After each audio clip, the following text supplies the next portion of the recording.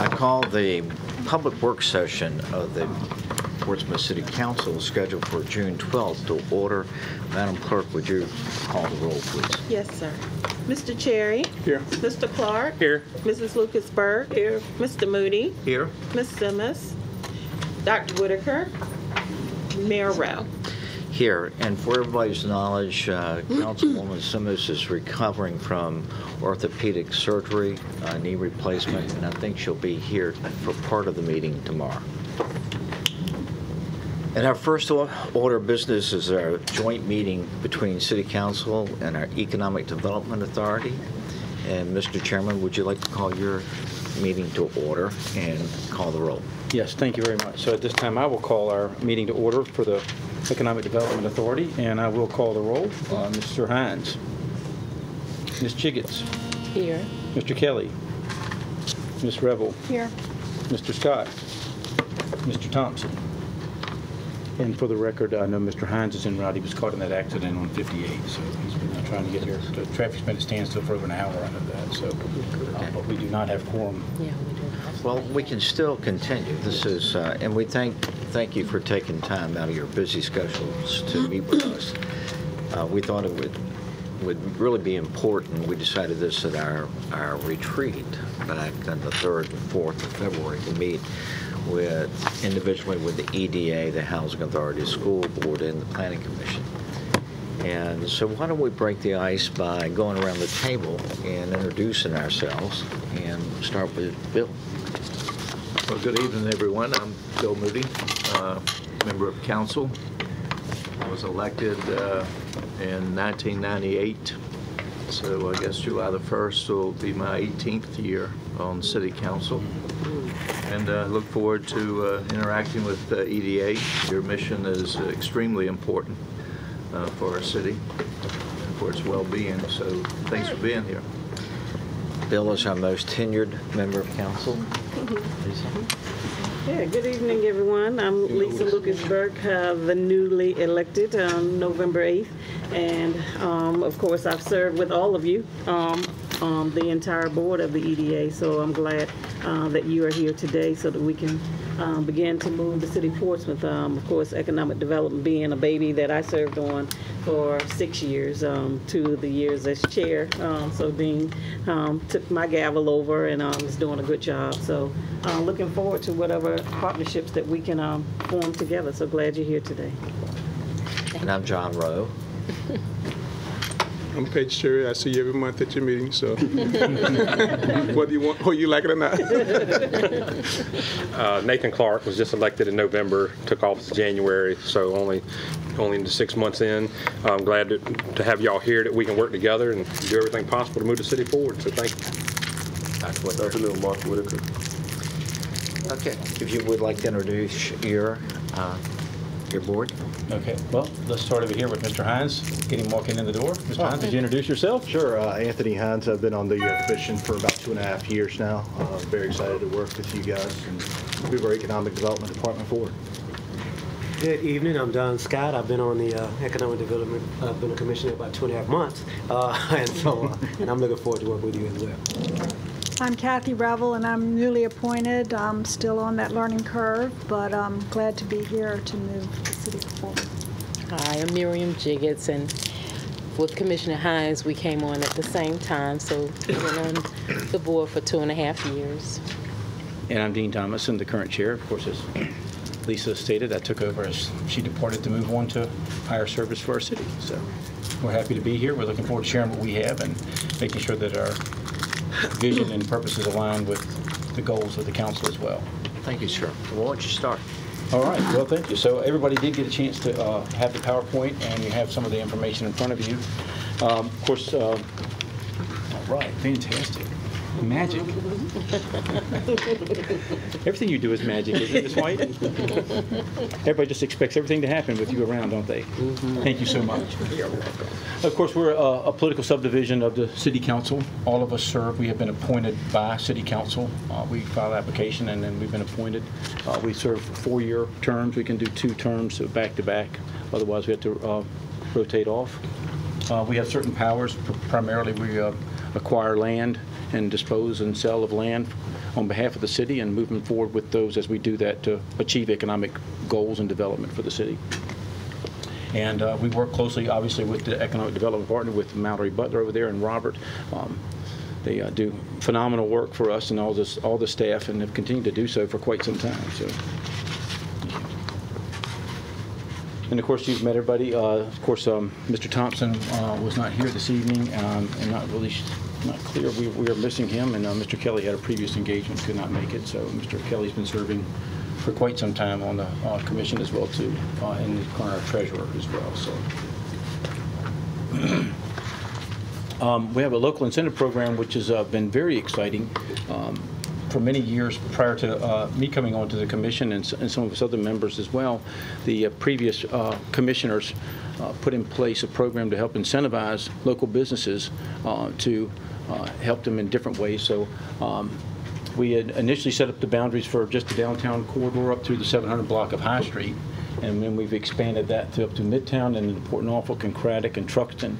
You can see the monies that have been paid out to the year to date. We're doing really well for this year. We're excited about having that we've been able to grow the department to have the monies available to put these programs in place, but also that people are starting to participate in them more.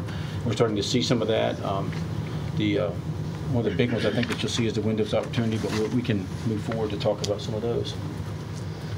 The Facade Improvement Grant, we lovingly call that the FIG grant, and that just helps get the front of the building squared away. The owners have to participate in that. They can get up to $25,000 with the Facade Improvement Grant. They have to spend the money up front. They file an application that comes to us. We look at those applications, make sure they meet the goals. Staff works very hard to vet those. We've continued to narrow down and define the parameters based on feedback that we've gotten from citizens and from other commissioners, and we've seen quite a few of those. I think I'm drawing a blank for the Italian place that we just Menino's. Yes, it did some. That's just one of them. Gosport has done some work with them. Lots of others up and down through High Street. We're seeing that, and of course, it's expanded out of the city.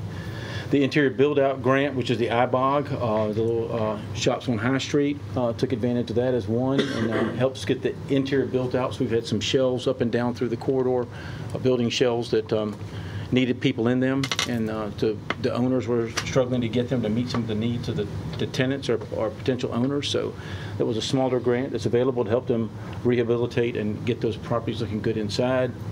The Safety and Security Grant was used primarily in conjunction with the police and the fire department to make sure that they were meeting criteria that really mattered and made a difference to safety and security.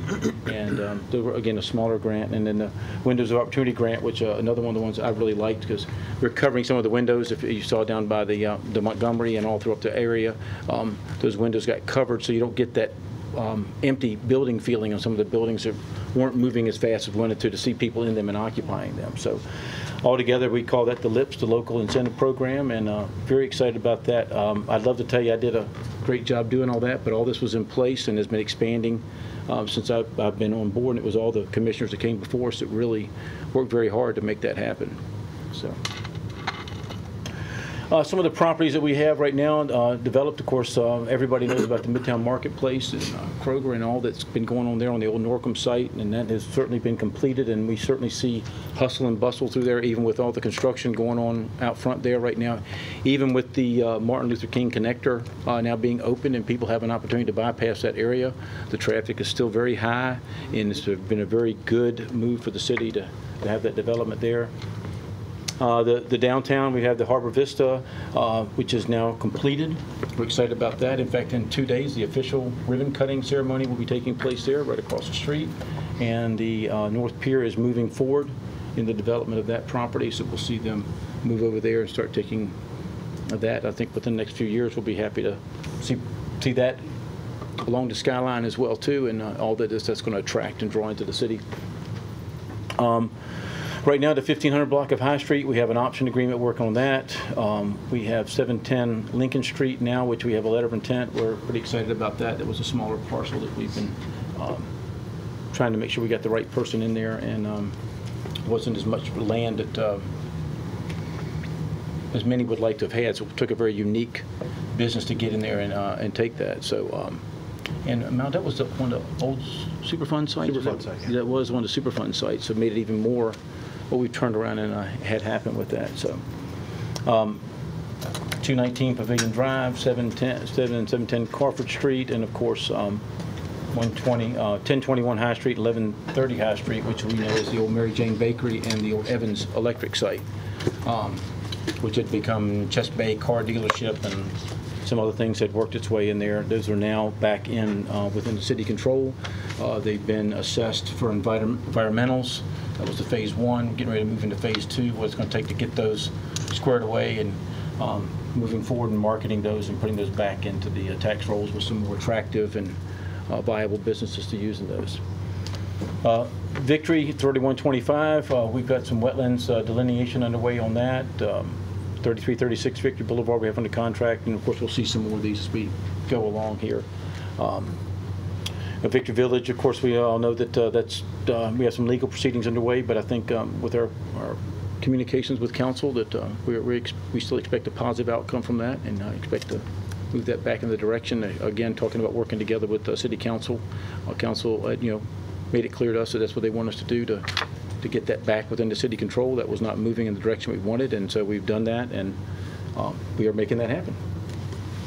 And then, of course, the old 3215 Academy Avenue, which is the old church and library, we now have a letter of intent with that. So that building's been sitting empty for quite some time now, so we're excited to have some folks that are interested in that. 1500 block of High Street, right there. That's the 2-acre site owned by the PRHA, transferred to the EDA under option with the partners there. Going to be using for the medical office building, the Hampton Roads Community Health Center. Everybody knows that they're already in the city. Been in dire need of having something more fitting for the work that they do, and we're really happy to have it closer to some of the other community services that the city has to offer, kind of bringing all that together. So I think Dr. Patton, we talked about that before, that was kind of some of the long-range plans of the city for many years to have that happen. So we were really happy to see that happen and bring it forward. So 710 Lincoln Street. So you can see that piece of property there with the Dollar General, 7-Eleven, that whole little site there. I think there was, I guess they were kicking around at one time about putting a Taco Bell in there. We had some conversations with them that never came to pass, but now we have some activity going on that, so we hope to bring that together here real soon for you. So, and Victory here, this little site that we have that was a Burger King back in the past that is now getting ready to, we expect to have that turned back into fast food again, and we're excited about what's going to happen there. And our plan with that was trying to spur some more of those types of businesses there. We want to limit the chain type fast food restaurants in that area. We don't want to get that all developed up that way. We'd like to see some more premium restaurants or more upscale type of fast food, if you could say that, and make sure that we're not pulling that area down with that. But it's a very small site for development of a typical restaurant or something. It's just very difficult to find a fit for a partner there. So we're happy to have that happening, but I do want to stress that that is not our plan, and we don't think it's consistent with the city's plan to keep going after clients of that nature. So I know there was some questions about that in the past, and we wanted to make sure that was clear. That's not the direction that we're doing with all of them there. Of course, our vice mayor is active in most of those conversations along those lines, and he keeps us well in tune with council's desires about what we do. So 3215 Academy Avenue. So we have a letter of intent from an existing business that's going to relocate their corporate office and training facility there. Quite an investment that they're making in the property, again, to see that church and library turned into something now that's going to be a viable entity there. It's kind of tucked away behind the funeral home out there, so it's not a high traffic area, so we're glad to get somebody excited about that. And of course you can see we have some estimated tax revenue coming from that, so they're leasing where they are now, so they'll be excited to be owners, and we'll be seeing that tax revenue come in from that. That's a quick overview of some of the things that we have working, and just love to get some feedback from council. Again, our goal is always to work hand in hand with you. You know, everybody, when you say economic development, I think everybody has a different picture in their mind immediately as to what that means. For us and the commissioners that we have on here now, we've been very fortunate that we've had a couple of strategic planning sessions. And in those sessions, we always kind of reel ourselves back and try to focus. We don't want to get too diluted in the city. And so, especially with the grants programs, we've worked very hard to make sure we kept them contained into certain corridors initially with the downtown area. And we have lots of opportunities, but we don't want to get too fast, and like I said, we don't want to dilute our efforts. We want to make sure they matter. As I was sharing with Mr. Moody prior to us coming in, you know, my parents moved from Virginia Beach to the city of Portsmouth because they thought it was a great place to live, and then moved from West Parkview to Churchland to get us into the Churchland school system, which was the best school system in the state at the time. And so that's the kind of image and the pride that I've always carried for Portsmouth, and want to see that restored. And I think all the commissioners have a deep love for Portsmouth, and we all want to see the same thing. And of course, our staff is just absolutely phenomenal. And Dr. Patton and Vice Mayor, and we have a great team working together. So we'd love to have some feedback, some questions. Let's open it up for questions from members of council. Bill? Go back to the first slide on the areas that have been identified for incentives.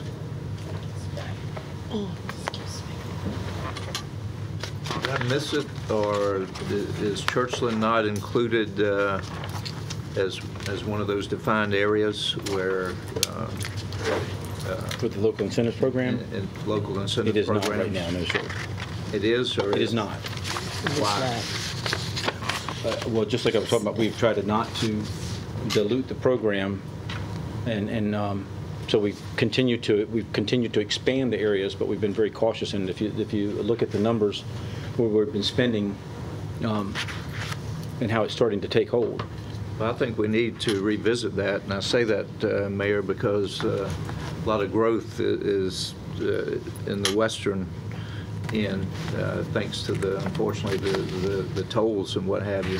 I think we need to revisit that to make sure Churchland is on the map. I think there's a lot of opportunity there. Right now, we're losing too many dollars across the border into Suffolk, into the Harborview area. You know, we've got a shopping center right off High Street in back of the Navy Federal, where the former Kroger store was located, is practically empty. We also have Parkway Plaza, formerly there was a food line there and some other things on Twin Pines. That's struggling. So I don't even think all the parcels in Academy Shopping Center there are full. So I don't think we need to leave Churchland off the map. I think we're missing the boat if we don't include that under one of those defined boundaries. We might want to take another look at that. Actually, it's come up because Commissioner Hines has raised it, and we're supposed to discuss it at our retreat. Yeah, yes, sir. We actually we have discussed this, and this is actually a program we revisit right regularly. Annually, yeah. At least annually. There's been times where we revisit it even twice a year. So I think your thoughts are, you know, at least give the staff some flexibility to be able to offer that to a business that might be. Absolutely. So I think good. Yes. Let's see what council's reaction is to Bill's comment. Go ahead, whoever. Well, I think the areas that have been identified, I think we all know that those are areas that have been neglected. And so I would think that those are areas of special emphasis that you're looking to bring some more economic development to. Is that part of why those are identified? Well, one of the challenges that I think that the commission as a whole has is making sure that we maintain with some continuity of a plan that transitions as commissioners move in and out of the authority. And so through the first strategic planning session that I attended as a commissioner, we had some very robust discussion on what can we do to make the most of the monies that we have. and make a maximum impact on the city, which would hence allow us to have more of a pot to work from and continue to build out from that. So our initial thought was that downtown, because it had so much to offer, was going to be the best place to do it. And it had so many businesses that were already struggling. And of course, every area has businesses struggling. I mean, it's certainly just in some ways, we don't want to deny any area of the city the opportunity to do it. But it was like, okay, we have a pot of money. How do we get the most bang for that and multiply that so that it can become more? So through our work session, our strategic planning, we felt like these areas, especially the downtown corridor that we first named High Street through the 700 block, was the best way to start. And then each year as we revisit that, we say, okay, well, how are we doing with the monies? How much was being spent last year? What was allocated? Can we expand it? So that's what we have done, because we haven't had some of the participation we wanted, but we're still being guarded against, we don't dilute that, so that where that money is being spent will have the largest economic impact, which will provide more money as we expand into other areas. Yeah, that bang that you're referring to is return on investment. I mean, if you're going to give incentives, you want a return. Obviously, it's tax money to start with, and you want to be able to attract businesses that going to give even a greater return on that money invested. So. Nate? Well, I was just, looking at the areas and neighborhoods that are listed on there. That is the majority of the city as it is. There's not a lot of city left that doesn't fall into those areas. So, and I understand, what you're doing. You're trying to do the best with what you have. But at the same time, I wouldn't want to deny somebody, because geographically we're so small, and, we need to work on the city as a whole at the same time. So I just, I understand, your goals and what you're doing with the funds, but I wouldn't want to not assist somebody if they're trying to bring a business somewhere else at the same time. Yeah, I was liaison before you came over the council, and part of what Dr. Whitaker says is, you can form a check and attest to that, is true about why some of the areas were chosen. Churchland has been discussed, and I think it's going to be revisited. But these areas right here, we had all the vacant storefronts on High Street, which was a primary focus. The Craddock, Brighton, Truxton areas that have not been a part of the economic picture for a long time, and many for Portsmouth, that was thought to be included, which is why they were originally put in there, to make sure, because we want to make sure that, my thing was that every portion of the city got their piece of the pie.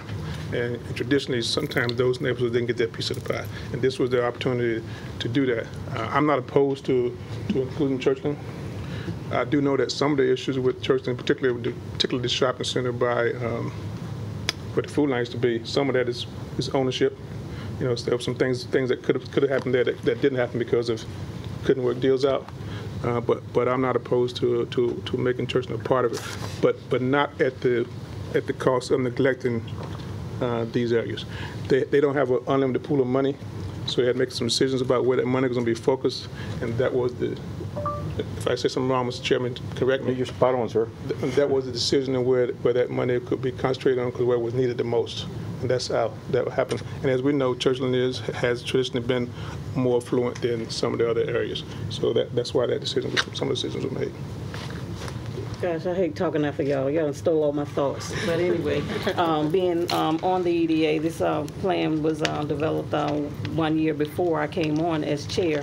And we initially came up with those boundary areas because we wanted where the foot traffic would be, where the corridor would be, where the most traffic would go through and see the idea and transfer the information. So I wouldn't be opposed to Churchland coming on board, but I would like to see these get some good ground, just like the plan was intended, to see how fair we do and how well it's received, and how the funds and definitely the grants are being paid out, so they're definitely being utilized. Would like to see more marketing.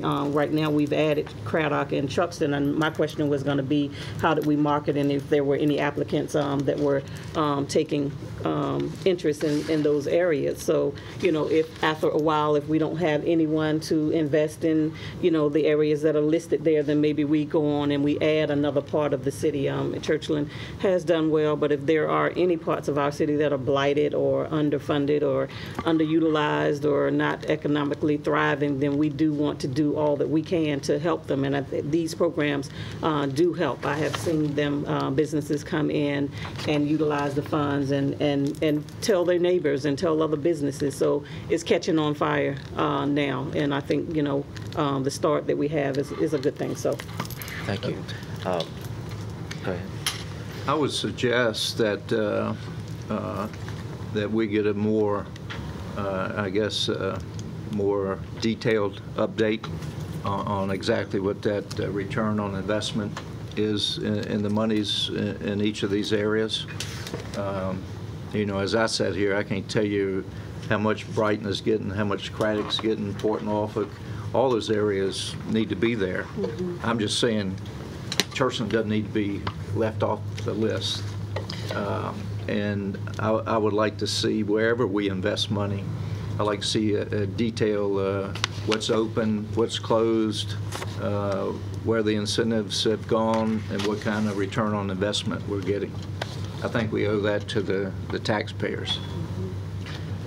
All right, excuse me. ahead. I'm going to make my comments. I think we have some opportunities in Churchland, particularly with shopping centers that are nearly totally vacant. And so I think it's a consensus of council that we ask you to study the feasibility of adding Churchland. And you define what Churchland is. It can be all part, it can be phased, but study it to see and bring back a recommendation. All right, thank you, sir. I have a question. Yes, sir. The purpose of the incentives for these different areas is to attract businesses to those areas? Well, I think the initial purpose, and actually Ms. Lucas-Burke might be able to speak even better to that, but that the first focus when the Economic Development Authority got enough financial stability and strength to it, because it didn't have any money at all for quite many years there.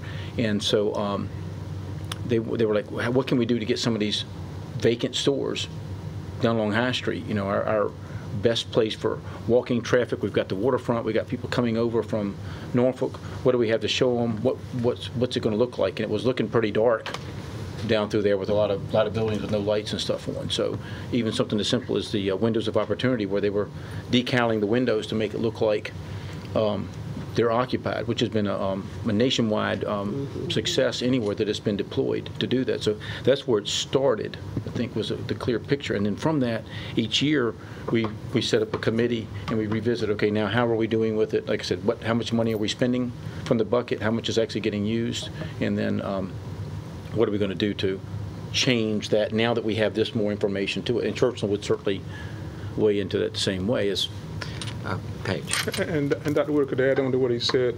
It's also to help those businesses who were struggling and who didn't have, where their frontages have gotten somewhere unappealing and didn't really have the funds to fix them up, to make them more appealing. That's like the facade improvement grant. Some of those things would help them as well. So those they have different programs. Some that match different things, but part of that money was to help those that are struggling down there who need a little help who might be able to afford to get the money to fix their facade, but then they're going to lose somewhere else. So that's why that $25K was put forth to help those kind of businesses. So the fiscal year amount, those are totals of all of the grants that you just explained to us that were spent per year? yes. Okay. Yes. So the reason I was asking that is because if that's part of the purpose and to build up, I guess when I'm driving down High Street going through Churchland, that area looks pretty built up compared to I'm driving through Truxtun or Brighton, Craddock, Port Norfolk. So, and I would imagine your pot is limited. It is. And so I would think you would want to put it where we need to build up the city, because part of this also goes into neighborhood revitalization. And if we're talking about bringing people back into the city, our neighborhoods have to be attractive as well. And so I hear what Councilman Moody is saying about Churchland, but I just think that each of us, if we were to drive through those neighborhoods, I think you would see a more significant need there than in putting money in those areas than in Churchland. Mayor, just want to make sure everyone's clear as well too, is that these grants, the owners are paying for everything up front, and they're reimbursed a portion depending on where they qualify in the grant for those. And so it's been a stimulus to get owners to spend money on their properties as well too. So that is a driver to that as well. Good. I'm glad to see that Churchland, y'all will study the issue and get back with us. Is that correct, Mayor? Yes. Other questions for the EDA? Yes, sir. The grants, as a new business coming into the town, how is that information distributed, made available, advertised that these are grants that are available? And I think we mentioned marketing earlier. I think the biggest component that we started out with was Toy, who was on staff, and she was literally just beating the streets every day, going out to businesses, really just talking to them, because the people that are in these businesses they're working. They're working 16 hours a day, 7 days a week. They don't have time to even research to find out what's available to them. So Robert has picked up the mantle with that, with staff, and just been out there. He's constantly out in the city talking to the businesses, putting himself in places where businesses congregate and making it known to them. We're not taking it for granted that they're going to think about seeing a website, because most of these businesses that are struggling, they're not looking for that. They're busy running their businesses, and we have some businessmen here and on council that understand it's busy running a business. So the staff has actually been out there actively engaging the citizens one-on-one to make them know, especially when they see an area that they like them to participate in. It's pretty easy to identify some of these areas. Hey, it's not looking so great. We can help. So if someone goes to our city website, would that information be readily accessible, that they know what link to click Yes. on? Yeah. What link is that exactly? It would be on the Economic Development website. It's all spelled out. That's on Portsmouth? Our site, yeah. Right. But you would click on Economic Development, and then all of that is spelled out about grants and their programs and incentives. Okay. And staff makes it very easy for them to go through the application process. Well, they guide them through the entire process. So. Question? Other questions? Questions of us? Well, I guess it would hand in hand with kind of how we talked. So we obviously know that there's at least a seeming majority of council that would like to see us move in that direction to see about expanding it into the Churchland, if it's feasible, and what that looks like. I guess we're also seeing that like to have a better understanding of where those monies were spent, and certainly I can direct staff to put something together, say these are the places that have spent and what they have spent. We give you an idea what they're spending as well too. And in many cases, we've seen that have spent a lot more. I think, what is Monumental getting ready to spend right now? 400,000 or something like that? I mean, it's fairly heavily vested, yeah. Yeah. So, I mean, it's, these little things make a difference. They spur the thought processes well beyond what the grants have. So, Monumental Church? Yes. So the incentives are available to churches as well? They are, yes. That is something that's going on the table again during our strategic planning session as well. But at any rate, we hear you on those areas. What else should we hear you on? What are some key objectives that the city is trying to attain to this? I mean, Yes, sir. Where are we on the waterfront development? Is EDA involved? We had that conversation last meeting, I believe, about the waterfront. Where are we on that? well, we've defined the properties that we're specifically working on right now. So we don't, PPIC has a lot of the waterfront components. So that was part of the delineation that was established with having that separate commission there. So, of course, the North Pier is clearly waterfront, and that's continuing to move forward as the contract was laid out. So, All right. Well, we thank you for what you're doing, and this was a very detailed briefing for us. And if there are no other questions, we'll move on to our second item. Thank you. All right, and I guess for the sake of business, I should get a motion to close our meeting, correct? Sure. So moved. Second. All righty. All in favor? Opposed? All right, Again, we are thank you. concluded. Thank you. Thank you. I'll give you a moment to leave. You're welcome to stay. That's fine. Yes, I will be staying.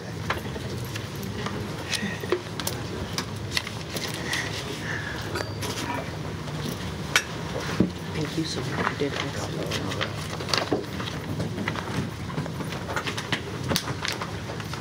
As we prepare, let's talk about the risk management briefing next.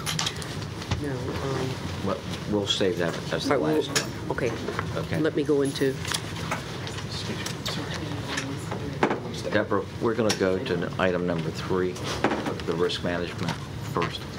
Okay. and that's a joint mayor, so I'll do the introduction and then she can cut it. It's joint. Mayor, you ready? We ready? Go ahead, Dr. Pat. Good evening, Mayor, Vice Mayor, members of City Council. As the city's administration brings to close the FY 2017 budget year, which ends on June 30th, 2017, there are collaborative efforts recommended in the FY 2018 budget that now require direction and/or determination from City Council as to how the city manager should proceed. There are two presentations slated for this evening. Mr. Solomon Ashley, City Attorney, will review a previous presentation on the city and schools' other post-employment benefits, or OPEB, so that we will begin to address the city's $3 million OPEB reserve.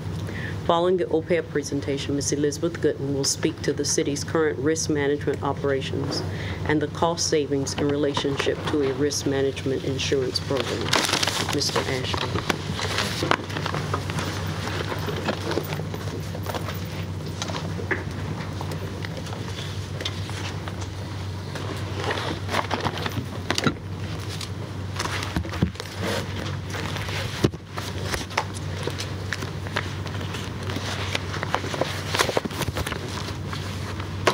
Good evening, Mayor, Vice Mayor, council members.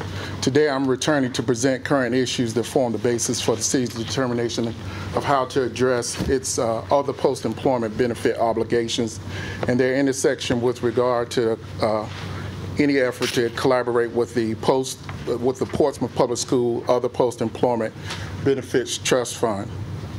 The presentation today will delve a little deeper into the various issues in order to provide you an opportunity to address your legal obligations and provide guidance, and also give you an opportunity to provide guidance to the administration as we move forward.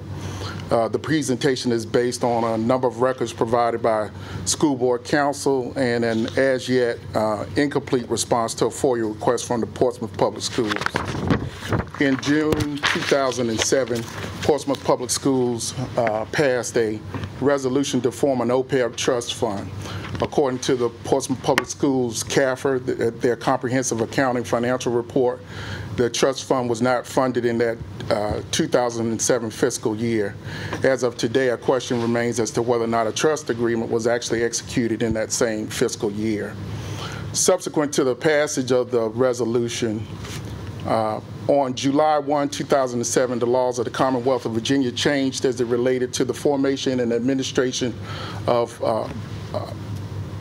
OPEB trust funds for local school government or local government or school OPEB trust funds. The law required a trust fund to be governed by a finance board that consists of at least 3 members, the superintendent, chief administrative officer, the chief financial officer, and a citizen appointed by the local governing body. In this case, it would be the city council. Citizen members of the Portsmouth Public School OPEB Trust Fund are to be selected by the city council. This was an issue addressed briefly in my early conversations with the school board council, and at this point, unless we have a collaborative effort to address the OPEB trust issues, time is now of the essence, as the city must address future issues, and the city must immediately address the issue of the absence of a council appointee to the Portsmouth Public School OPEB Trust Fund Committee. As I said in my prior presentation, in 2012, $7 million was placed into the school board's OPEB trust, $6 million above the annual required contribution. As of this date, I cannot speak to how this money was placed in the trust. However, the pending FOIA request may provide some insight.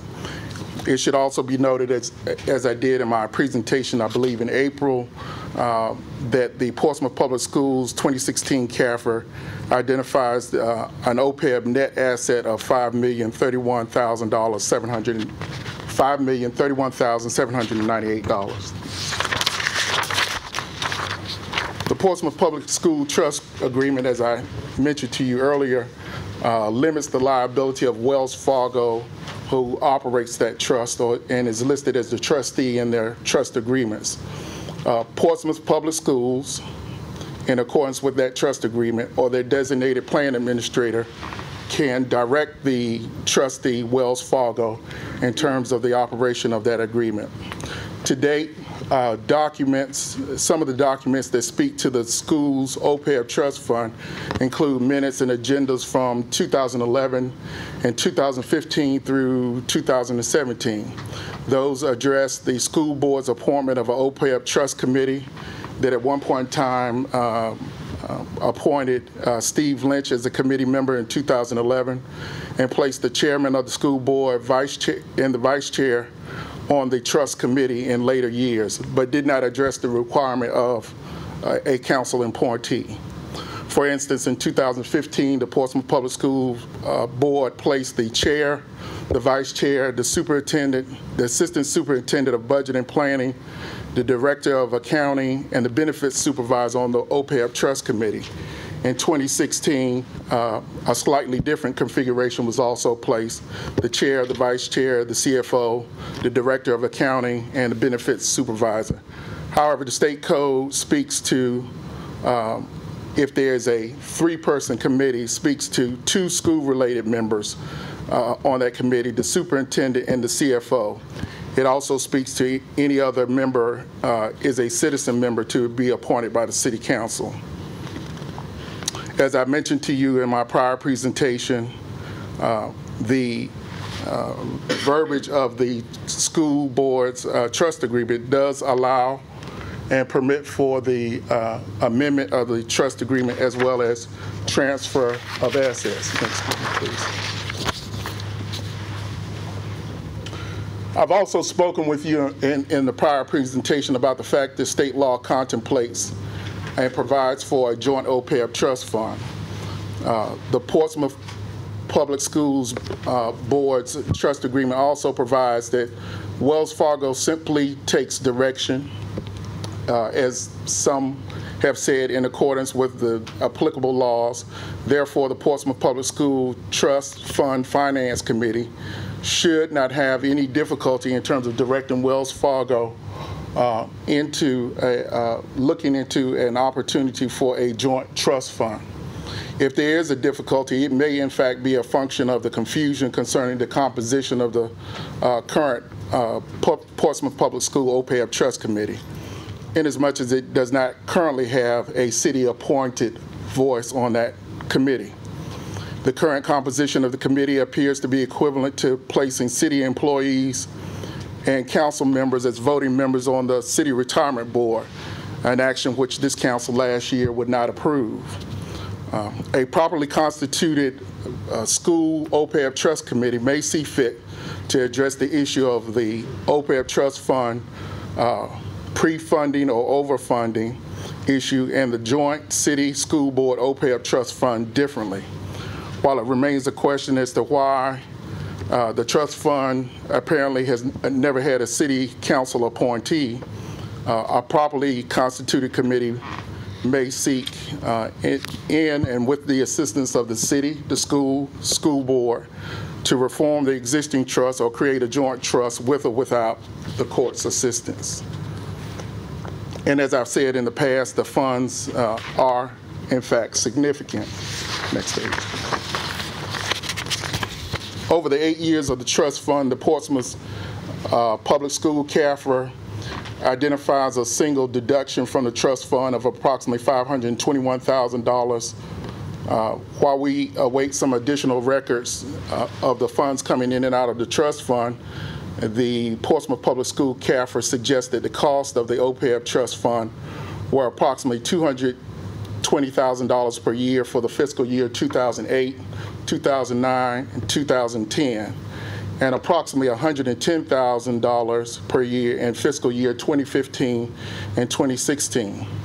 Assuming that the health insurance benefit is the only OPEB benefit, there is some question as to whether or not all funds have been properly drawn down, or whether or not city general fund money may have been spent for costs that could have either been returned to the city or otherwise utilized by the school system. Ultimately, the joint trust fund issue must be resolved in order to determine how the city will address its $3 million reserve for its OPEB liabilities. That same $3 million reserve is being held in abeyance for the consideration of the city's OPEB trust fund. And it is also being held in abeyance and under consideration by you all for various city and school needs. As the fiscal year comes to an end, the time to complete a collaborative effort for the mutual benefit of the city and the school system is closing, but again, this represents one opportunity. The city's efforts with regard to risk management operations also provide another. And at this time, I'm going to give Ms. Elizabeth Gooden an opportunity to provide information and perspective with regard to the city's risk management. Before we move to that, let's make sure that we all have a clear understanding and any questions. Dr. Whitaker. Yes, Attorney Ashby, can you give us the state code section again, and also make sure we get a copy of the state code section that you are referencing in regards to the composition of the trust? I believe it is 15.2, 1547, I believe it is, Dr. Whitaker, and I certainly can. Yeah, it's either 44 or 47. Yeah, let's get a copy of that, because I wasn't clear as far as the presence of a council person, the way you explained it. I wasn't following that. So specifically, the code says the citizens should have certain characteristics, and they will be appointed by the local governing body. Not necessarily a council member. Well, that's what I said. Send us a copy of that code so that we can read that and see what you're referencing. Okay. And also the transfer, I believe, is that 2012? Is that where you are saying this large transfer occurs? Right. What is your indication that those were city funds? Dr. Whitaker, I'm waiting to see what the documents actually suggest, but I agree with you. I think if they are federal funds or state funds, as I understand it, they generally have some restriction, or they would have to get some clearance to use those for that purpose. That's why I've sent the FOIA request for information to make certain. And also, just so that we're clear, I think you were making an analogy between the citizens we had serving on the retirement board and the present makeup of the OPEB board, which may be causing some issues. I just want to make clear that is distinguishable, because the citizens who were serving on the retirement board, I thought the reason that we sought to replace that was because of their knowledge base, that they may not have had the skill set to serve in those capacities. As I said, the OPEB trust laws do require that person to have a certain number of capabilities in order to be on that board. But it says that the local governing body will appoint that third person if there are only 3 onto that board. So it's similar, much like we have an obligation to have someone with some sort of business or financial acumen. That concern, the same requirement exists with regard to the OPEB trust fund. Well, I didn't see the consistency, because the persons that I saw listed there had much more financial backgrounds than just an average citizen.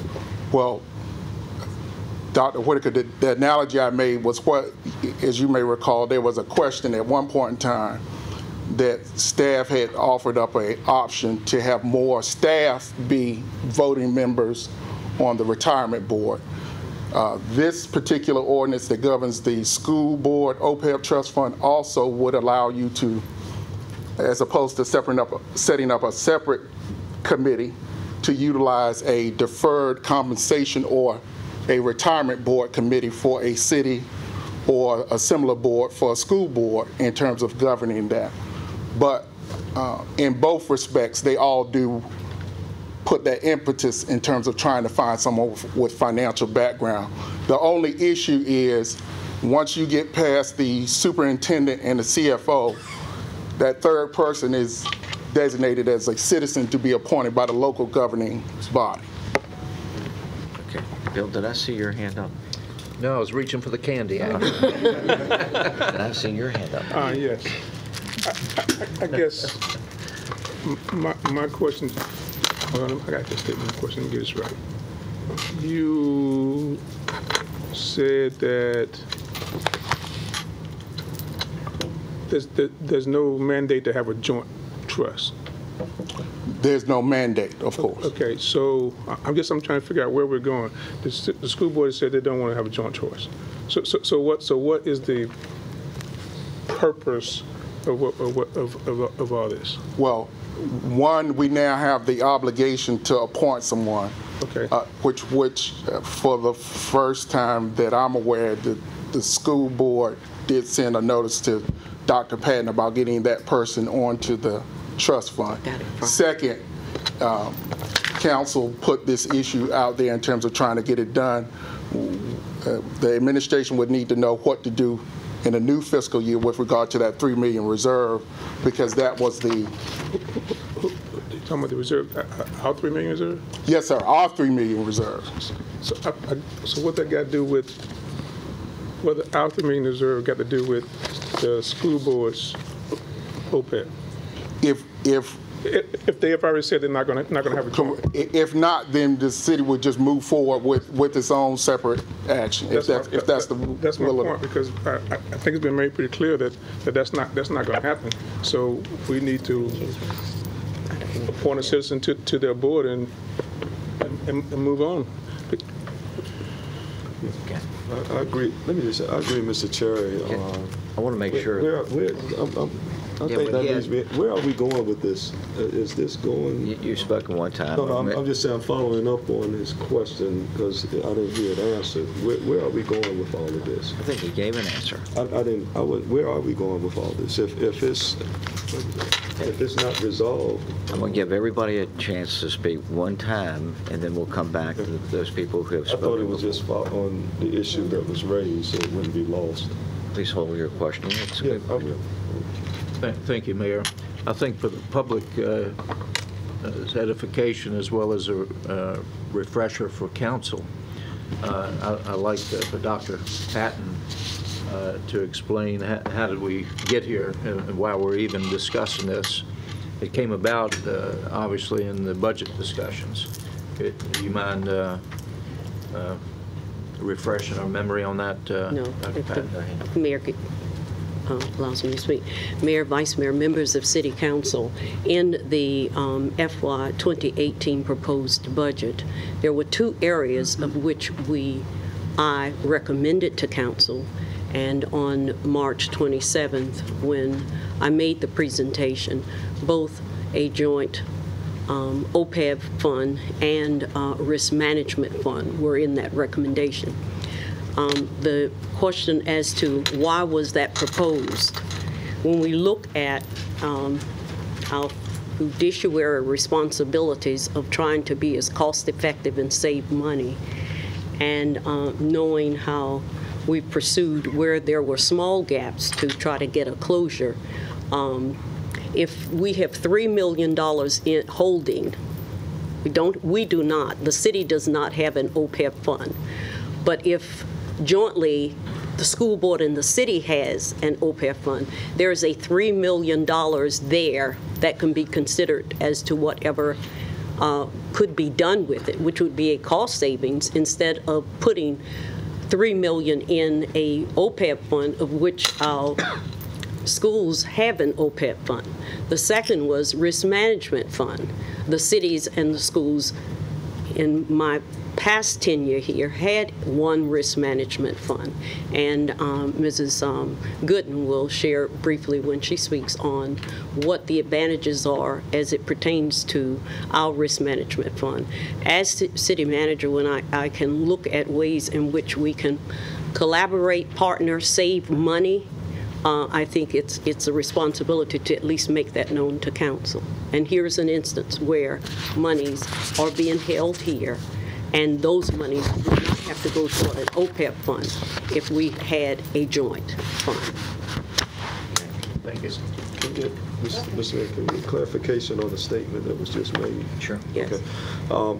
You mentioned, Dr. Patton, that there was one risk management fund. Yes. Was there one, and so you're saying that The city. all the funds were in this one fund for risk management. Are you saying one risk management fund or one risk management administrator? No, the city had one risk management fund.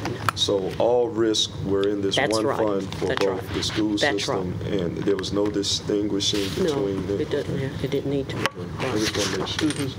Thank you. Lisa? I'm clear with everything. Just we keep, I guess, risk management fund and then the trust fund are two separate things. Yes. And we're trying to establish our own trust fund, which we don't have, which the city has. But the risk management fund, we're trying to, I guess, some clarity on, that we're mixing the two. Their risk management fund, our risk management fund, and an OPEB fund, which we don't have.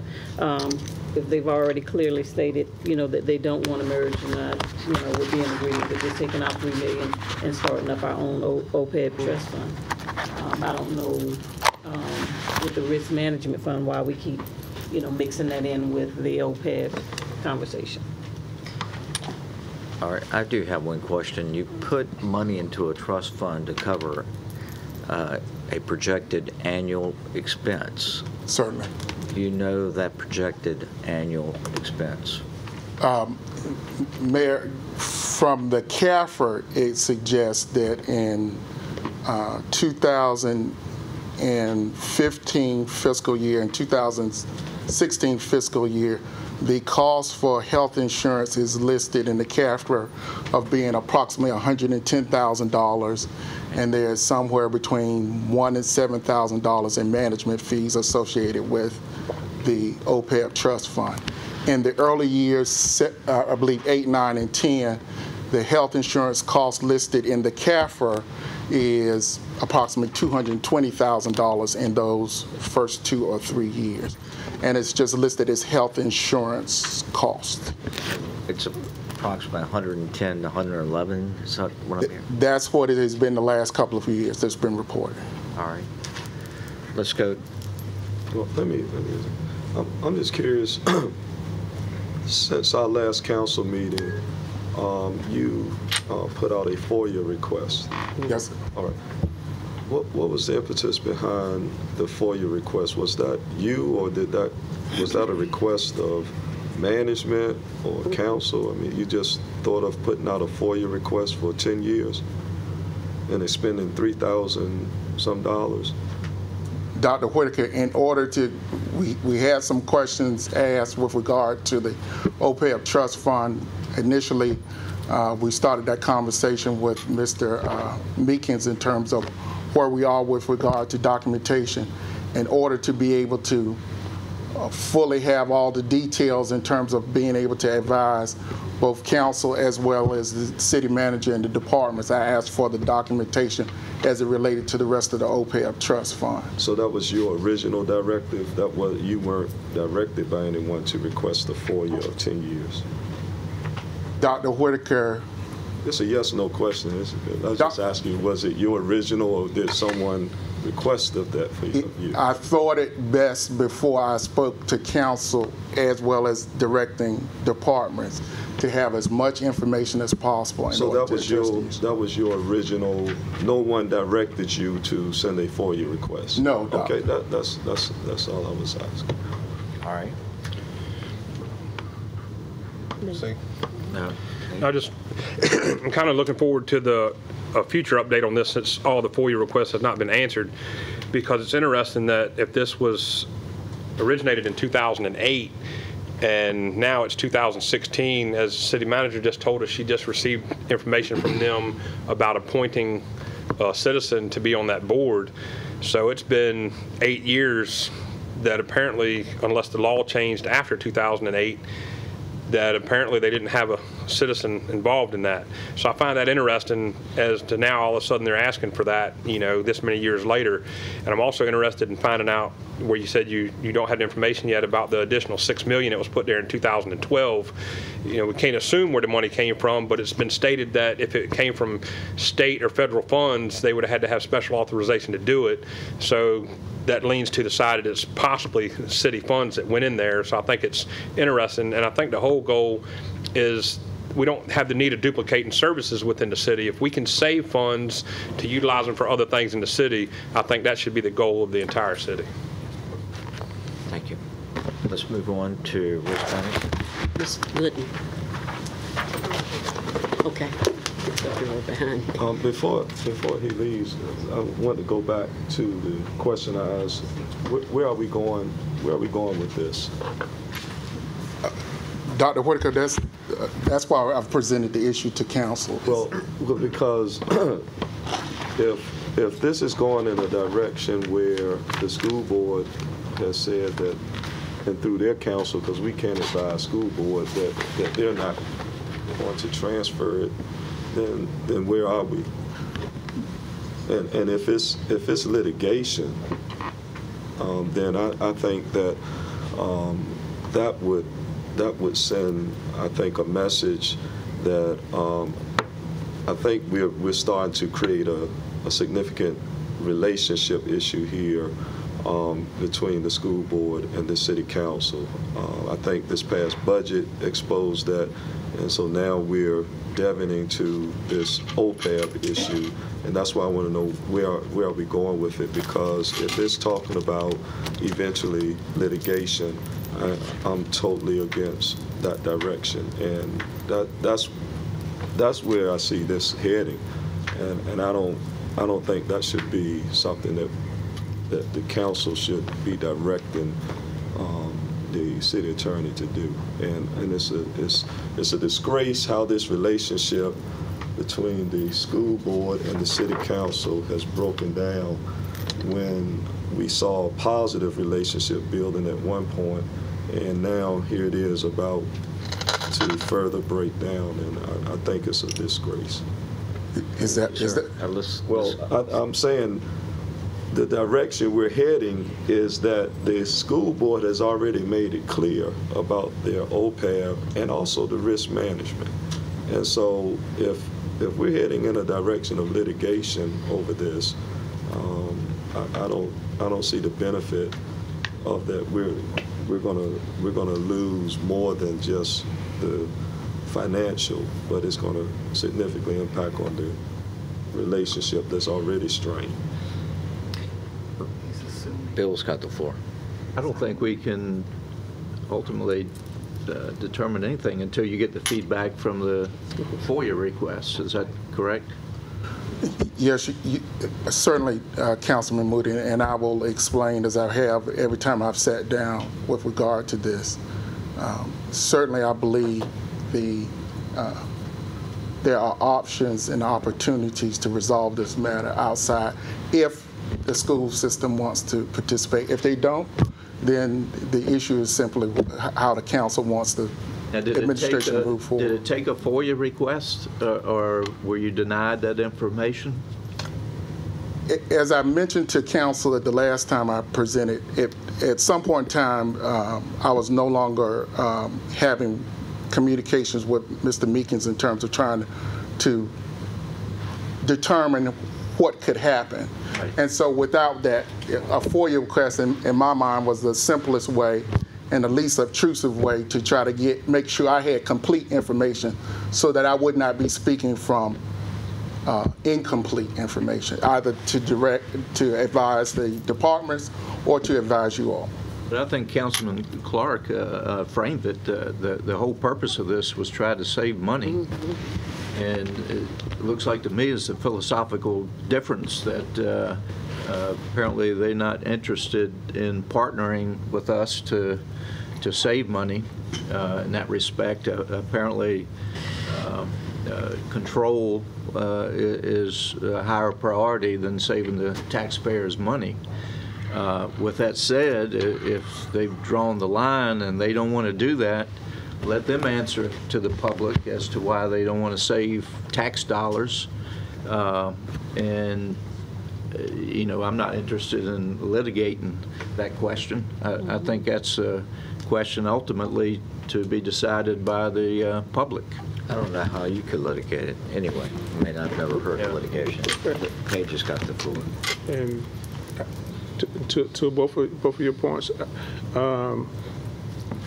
the school board has made it very clear. So we can come up with you can come up with all the grandiose ideas that you want to, and everything Nate said may be true.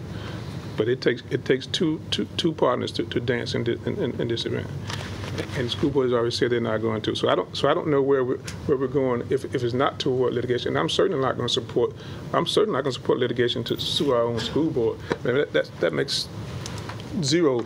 That's zero. That's a non-starter for me. So if unless you can come back here and say that you have talked to their attorney or the chairman and they're willing to discuss merging the two groups, which we've already heard them say they're not, then I don't see why we're doing this. Because we already know the answer. Unless that answer has changed since the budget season, what are we wasting spending your time with all this and her time and staff time if the answer's we already know the answer? I want to speak. The inference that there's some motive on the part of anybody on council to litigate, I think, is silly. It's certainly not mine, and I don't think it's any of my colleagues, number one. Number two, I think that we only need to be fair to Dr. Patton and to Mr. Ashby to give them direction. We've had no discussion on this matter at all since it's been reported back that the school board does not want to consolidate. So let's not beat up on our two appointees for bringing this back and giving us the information. Let me just say, as far as it being silly, but you're not going to have the floor and belittle comments. Now, as far as you using the term silly, this is neither silly nor novel concept, because you were involved in bringing the school board to court with the special grand jury. So let's just make that clear. Litigation is not outside of the picture. You're absolutely wrong, Dr. Whitaker, and you're out of order. No, I'm not out of order. You're out of order. You were out of order when you used a derogatory term towards this council. Now, no one has questioned your intellect, so why would you refer to us as silly? Whitaker, you're out of order. Yeah, you were out of order. Dr. Whitaker, in fact, you're factually wrong. My point is made. My point is made. You were involved. You're involved in this. This follows the same pattern that you have always followed. You're absolutely wrong. You have a disdain for public education. You no longer have the floor, sir. You have a disdain for public education. You're absolutely wrong, and you know how. And that's why we're following this path. It's interesting this doesn't come up till you become mayor. You're wrong. All right, let's move on. I'm going to try. Thank you.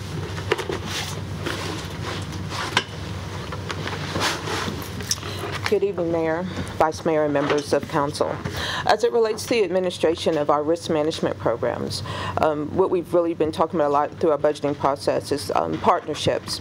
And we have the expertise through our program operators that include our Chief Financial Officer, Ms. Kelly, our risk manager, a workers' compensation coordinator, a third-party administrator to include the city attorney's office to effectively and efficiently manage our workers' compensation, our general liability, and our health insurance funds. In conjunction with our third-party administrators who assist the city with claims administration and adjudication to include paying medical staff for services rendered. This results in lower cost due to the active management by city staff as compared to running what's called a fully insured program where you're paying premiums. Another example of one of our cost-saving measures has to do with prior to, as it related to outside counsel for workers' compensation matters. The city used to work with outside lawyers to actually assist with workers' compensation claims going in front of the Workers' Compensation Commission. They would assist with some of the presumption and other workers' compensation associated claims that we received. What we actually did was, with Mr. Ashby and his staff, we started using inside counsel, which will result, we'll be able to show our savings probably by the end of this calendar year. But I will tell you, just as some of you know, billing lawyers for their hourly rate, it could be something for as simple as maybe it's a case going in front of the Workers' Compensation Commission and they need to get a personnel file or to issue a subpoena. So we do save significant costs there. Lastly, what it also helps us do in this regards too, it also helps us have a better handle on our claims, and it helps us to resolve a lot of them, I'd say, more expeditiously from the standpoint that, you know, they're going to be our city employees and they're able to see that we're actually trying to work with them and help reduce those costs. One of the other things that we don't have up there currently yet, with our risk manager coming aboard and also in partnership with Ms. Alice Kelly, we are currently recruiting for a safety officer. This role of the safety officer is to also further look into, first of all, to do trainings on various safety programs that are required, and also in addition to partner with the workers' compensation coordinator so we can do a lot more and to increase our investigation of making sure that our claims are being adjudicated appropriately. We bring this for you today just again to show you of our efforts and our abilities to partner with others and, more importantly, to save the taxpayers money. This has nothing to do with the combination of the school board and city risk management. You're just talking about bringing on a risk manager. Really just collaborating our efforts.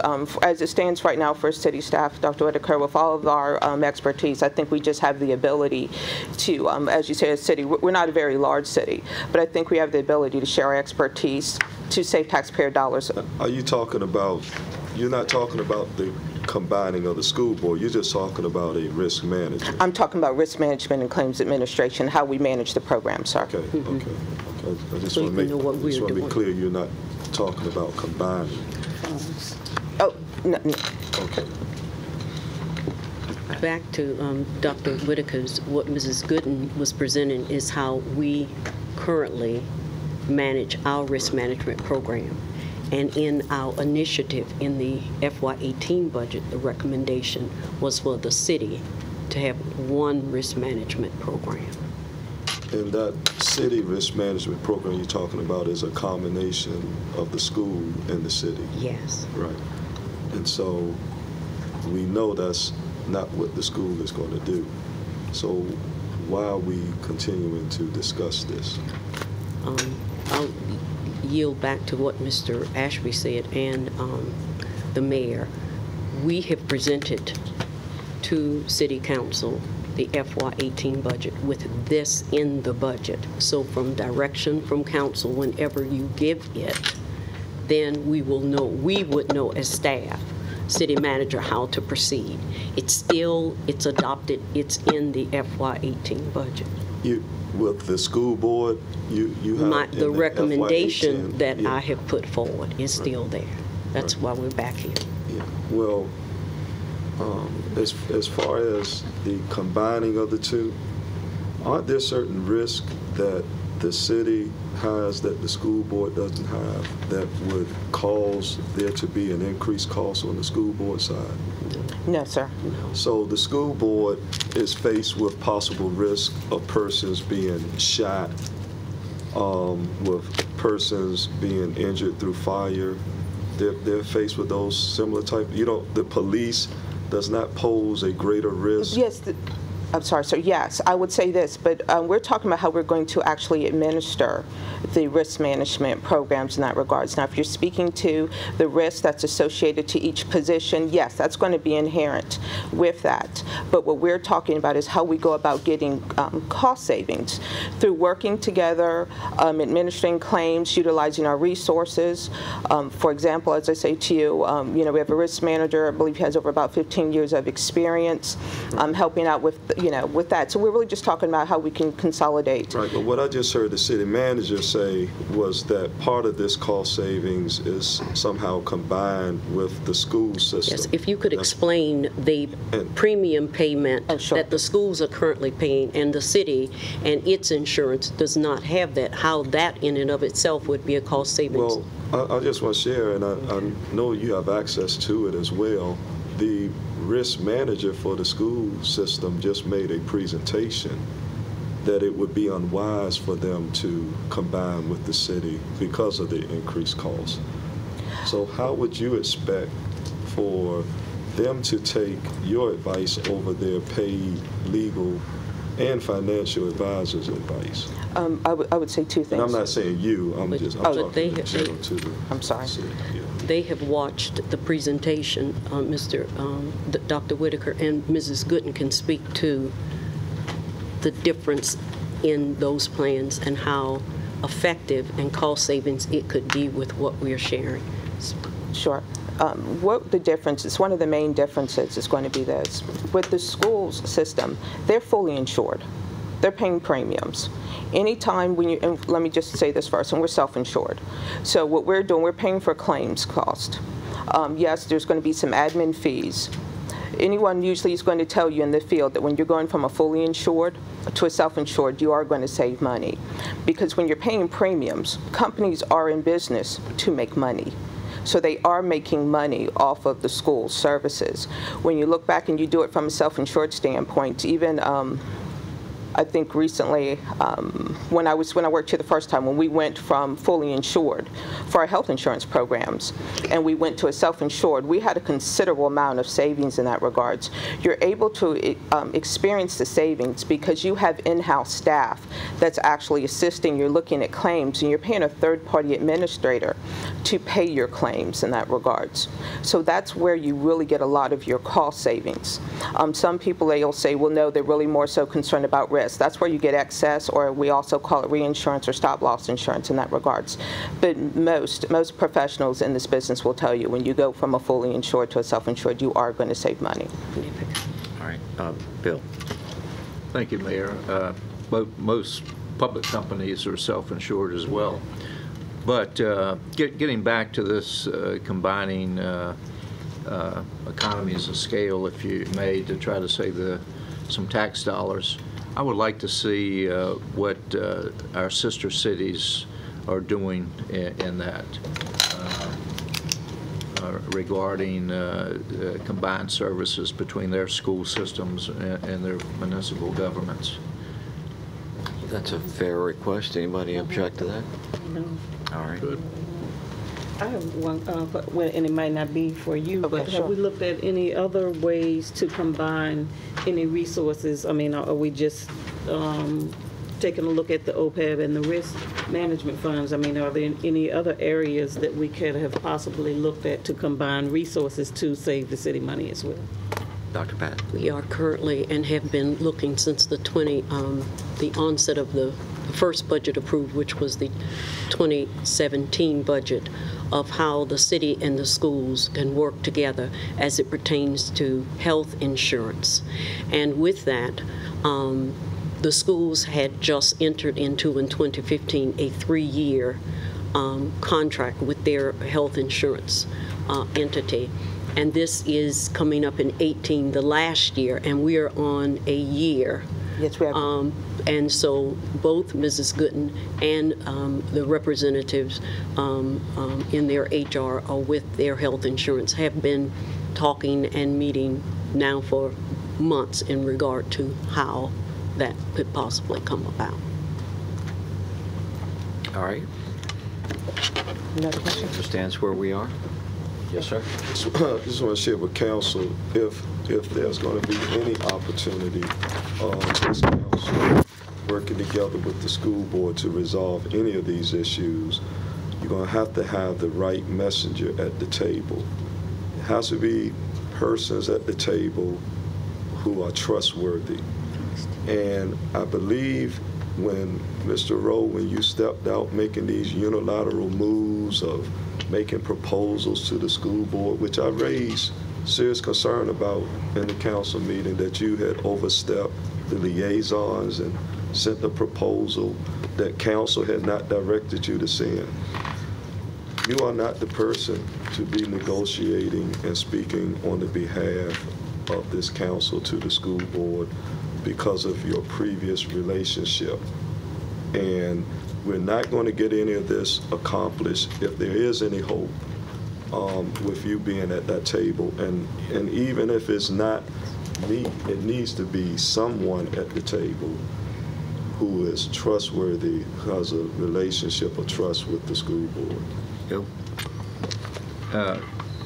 Actually, Councilman Whitaker, I don't think you should be at the table because your wife's on the school board, and I don't think you can help but being a little biased on decisions that are made. Got the floor. No, I got the floor. Yeah, go right Okay. So you certainly wouldn't be that person. I've got full confidence that the mayor represents this council, and I think he can certainly carry the consensus of council and express it in a very professional manner, as he normally does, and report back to council on the decision. So I think you're a one-man opinion. Yeah. Are you suggesting there's a conflict? You heard what I said. I'm right, because the reason I'm saying, yeah, I'm not going to repeat myself. I'm surprised that you raising a conflict. You didn't raise that conflict when you were sitting as an employee and our city auditor was dismissed. I didn't hear you raise that conflict then. So you were employed by the company that he was auditing, and I didn't hear you raise that. And as far as there being a conflict because my wife is on the school board, that matter has been well settled. But I believe your conflict is one that presently exists. And so I would be very careful about you raising Councilman, you don't know what you're talking about. And I would be very careful. You know, about I have a legal opinion from our former attorney. I reference that. Right. Commonwealth attorney at that. Get those from anywhere. Huh? Get those right. From anywhere? Come on. I'm going to end this conversation because it's not factual and it's not germane. And we shall move on. And we're at agenda item city manager's report on report backs. Okay. Mayor, if I may, Mayor and members of council, there are two items. I want to go briefly through the upcoming June 13th City Council meeting tomorrow. We do have a public hearing coming forward with two items, and you members of council have those items.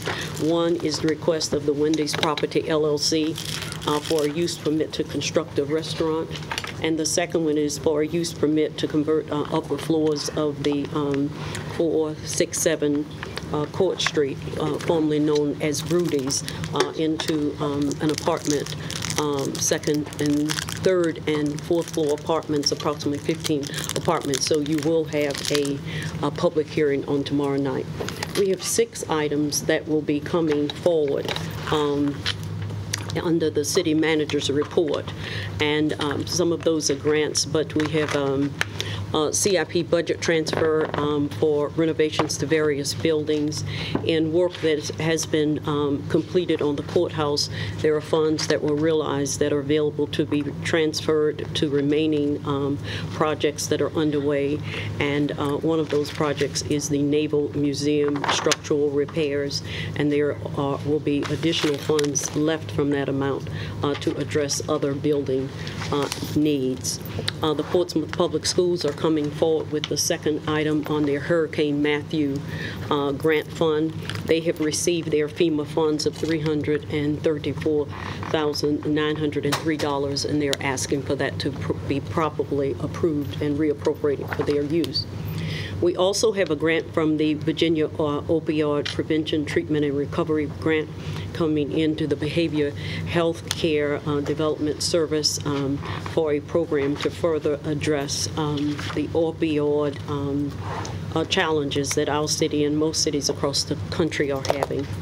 Our fourth is a project, FY 2017 projects for assistance in transition performance incentive grant funds. We have an ordinance for accepting $5,126 for a program to assist in the transition from homelessness PATH program, of which that money comes through the Virginia Department of Behavioral Health Care and Developmental Fund Services.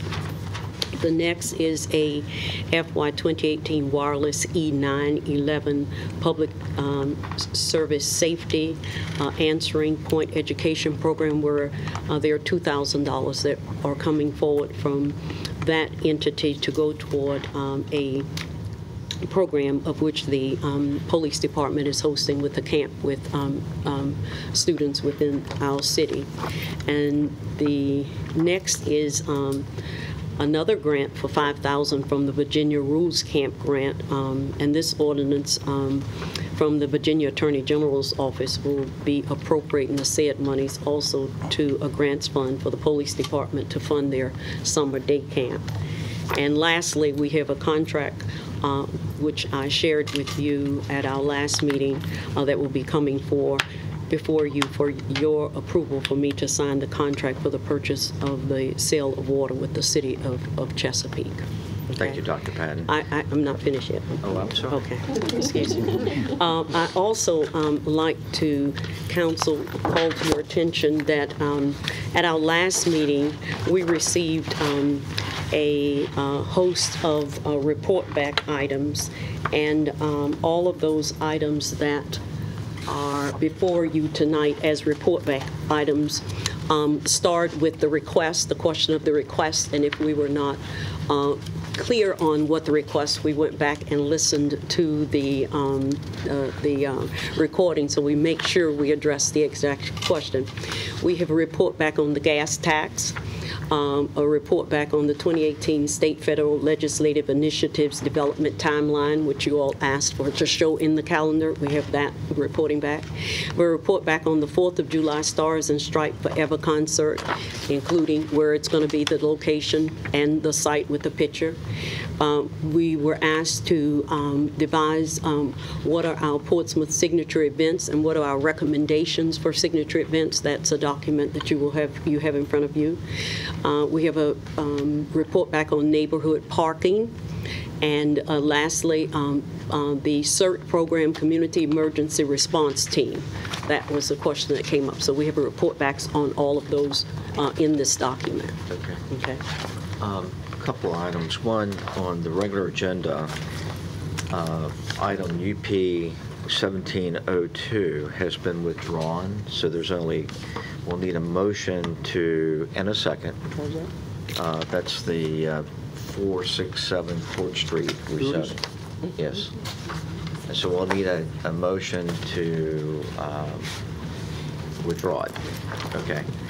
Also, we'll acknowledge Dr. David Chang, our health director. We got good news from Dr. Patton today. Would you brief? Yes.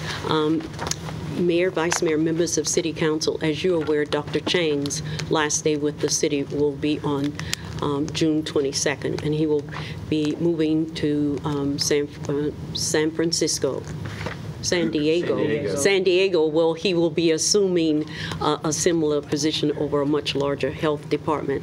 However, for 4.5 years, Dr. Chang and his team have worked tirelessly to achieve full accreditation for the city's health department.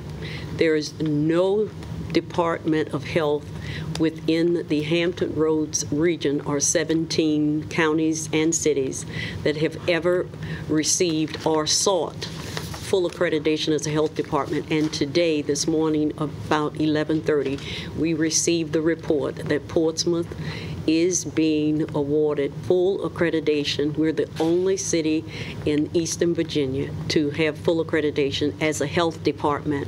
And that opens the doors for a lot of opportunities. And what the mayor will share tomorrow night in his comments, and I've been sharing it with you all over the year, we're one of the few cities for the past 4 years to have had the Center for Disease Control to have at least 3 interns to work full-time in our city with our healthy initiatives at no cost for the city. So the state has already indicated in advertising for a new health director. I was asked by the state director would I serve on the interview committee, of which has never been done, but I'm much obliged. And they're hoping to have someone named to the spot before the month is out. Okay, one last thing. We haven't given you direction on the tethering of dogs. We had a consensus, and the consensus, I think, was unanimous. So we need to give you some direction to bring it back. Yes. Is July okay with everybody? Okay. All right. Very good. We'll be ready. You ready by July? Yes. Second meeting in July?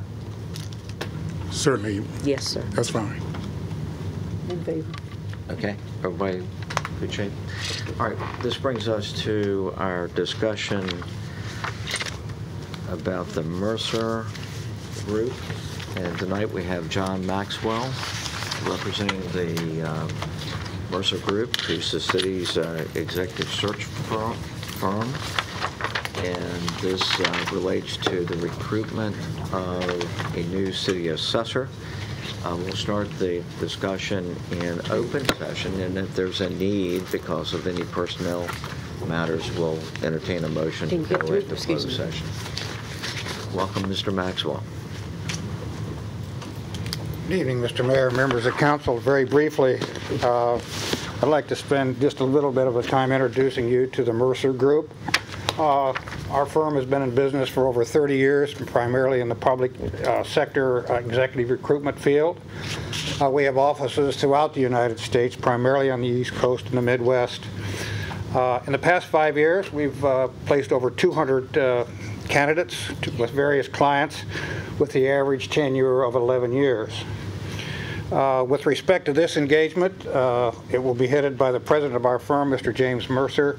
I will be the project manager, and we're primarily with the staff and with the city council on this project. However, if we need additional assistance, they will be available throughout the organization. I'd like to spend a little bit of time just talking about our recruitment process. It's a 7-step process.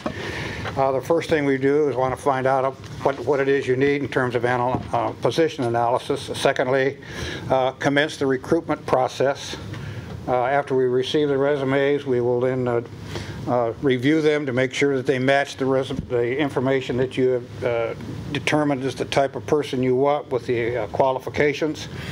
We will do some candidate screening. We will conduct background investigations, not only in terms of education and experience, and make sure that they've done what they say they've done and achieved what they say they've achieved. And obviously not only check their references, but check with people outside the organization who know what they've done. We will assist with the interview process, if you'd like, in terms of coordinating that process. And after a decision is made, any follow-up information, any follow-up assistance that we can provide. The project schedule is approximately between 90 and 150 days. I have personally one other engagement I'm personally involved with. But we're ready to commence the project immediately upon your notice to proceed, commence with the project. And with that, Mr. Mayor, members of council, be happy to answer any questions that you have. Thank you, sir. Questions from council? Okay. We ready to implement? Can we make the personnel committee the point of contact? With the consensus of council, is that agreeable? Everybody in agreement? Anybody in disagreement? All right. The personnel committee will be your point of contact, and we're giving them the authority to give the notice. Is that correct? Everybody in agreement with that? Any disagreement? That's myself and Mr. Moody, in case you were wondering. I was wondering, so thank you. I saw that look on your face like, who that? These two fine gentlemen right here. I don't think there's a need to go into closed session. Is there? Okay.